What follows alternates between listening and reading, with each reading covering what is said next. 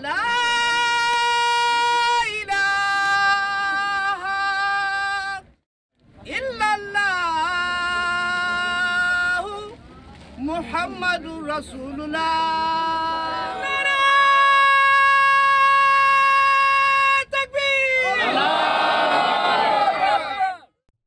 Bismillahirrahmanirrahim. Assalamualaikum warahmatullahi wabarakatuh.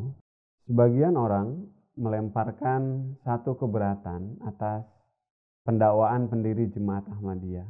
Katanya Hazrat Mirza Ghulam Ahmad mendakwakan secara bertahap, semaunya, sesuai dengan hawa nafsunya, sebagai Imam Mahdi, sebagai Al-Masih, atau sebagai Krishna. Lantas, bagaimana penjelasan Ahmadiyah? Saya ingin sampaikan satu permisalan. Jika ada orang yang mendakwakan sesuatu dengan beranggapan bahwa atas pendakwaannya itu, orang-orang akan menggelarkan baginya karpet merah, mengalungkan bunga kepadanya, dan menyampaikan selamat atas apa yang telah dia dakwakan atau apa yang telah dia lakukan. Tapi ternyata yang terjadi malah sebaliknya. Orang-orang mencaci maki, orang-orang memusuhi dan bahkan melemparinya dengan batu. Jika si pendakwa tadi adalah seorang pendusta, maka bagaimana sikap dia selanjutnya? Apakah dia akan menarik lagi pendakwaannya atau bertahan pada pendakwaannya dan bahkan membuat satu pendakwaan yang lebih tinggi dari pendakwaan sebelumnya? Ya, seorang pendusta yang berorientasi pada keuntungan duniawi tidak mungkin mau melakukannya dan bertahan pada kondisi itu. Apalagi kemudian lebih maju dalam pendakwaannya. Pendakwaan dalam perkara agama bukanlah suatu hal yang mudah, bahkan sangat beresiko. Secara akidah, jelas ancamannya. Barang siapa yang mendakwakan suatu kedustaan atas nama Allah, maka Allah akan menghukum orang tersebut dengan hukuman yang keras. Dia akan membinasakannya dan akan memberikan suatu kehinaan kepada sang pendakwa palsu itu. Secara sosial juga konsekuensi dari pendakwaan itu adalah ia akan ditentang, ia akan dicaci maki, ia akan dimusuhi dan bahkan hidupnya akan terancam bahaya. Dengan melihat pada konsekuensi demikian, seorang pendusta tidak akan bisa mendakwakan sesuatu yang akan membuatnya ditentang dan bahkan dilempari batu.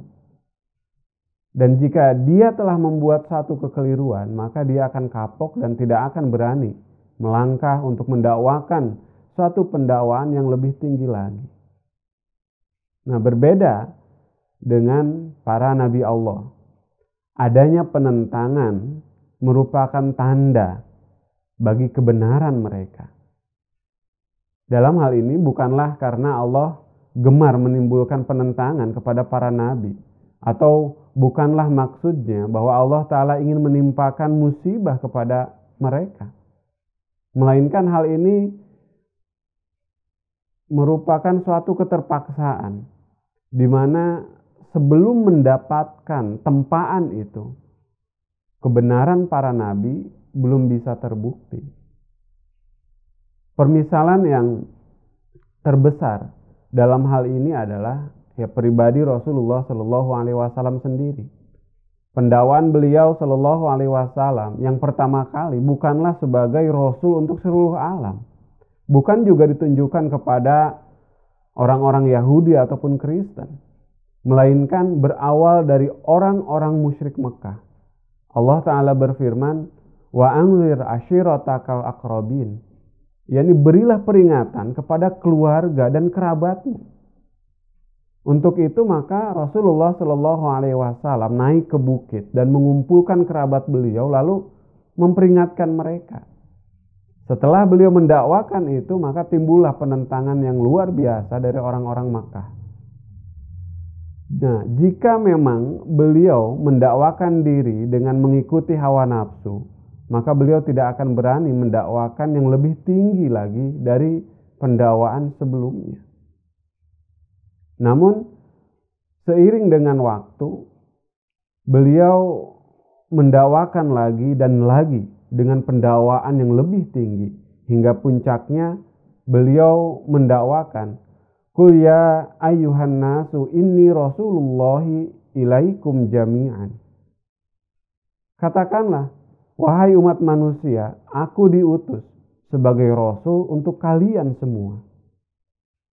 Pendakwaan ini disampaikan secara bertahap hingga akhirnya tidak hanya dari kalangan musyrik Mekah saja, bahkan pendakwaan Rasulullah Shallallahu Alaihi Wasallam membuat orang-orang Yahudi, orang-orang Kristen, dan bahkan semua orang memusuhi beliau.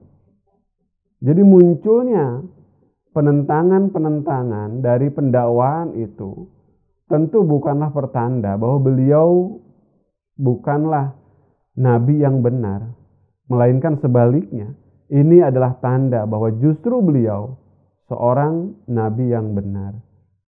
Sekali lagi, jika seseorang pembohong mendakwakan sesuatu dan hasil dari pendakwaannya itu justru bertentangan dengan yang dia harapkan, yakni malah menimbulkan kebencian dari orang-orang terhadapnya, maka selanjutnya orang tersebut tidak akan mendakwakan dengan pendakwaan yang lebih tinggi lagi, tapi dia akan menarik pendakwaannya tersebut. Lain halnya dengan para nabi Allah. Meskipun mendapatkan penentangan, mereka terus mendakwakan dengan pendakwaan yang lebih tinggi lagi. Ini merupakan bukti bahwa mereka, yakni para nabi Allah, tidak mempedulikan dunia. Mereka tawakal kepada Allah Ta'ala dan Allah selalu menolong mereka. Begitu pula ketika Hazrat Mirza Ghulam Ahmad mendakwakan bahwa aku adalah Imam Mahdi. Lantas bagaimana reaksi dari umat Islam pada saat itu? Mereka memfatwakan bahwa Hazrat Mirza Ghulam Ahmad wajib dibunuh.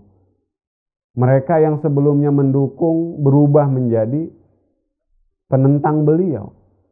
Setelah Hazrat Mirza Ghulam Ahmad mendakwakan bahwa Isa alaihissalam sudah wafat, maka api penentangan berkobar di Hindustan. Dan tidak hanya dari kalangan umat Islam, para pendeta Kristen pun melakukan penentangan. Kemudian mayoritas penduduk di Punjab yang adalah kaum Sikh dan yang menduduki Kadian saat itu adalah grup dari orang-orang Sikh yang sangat keras.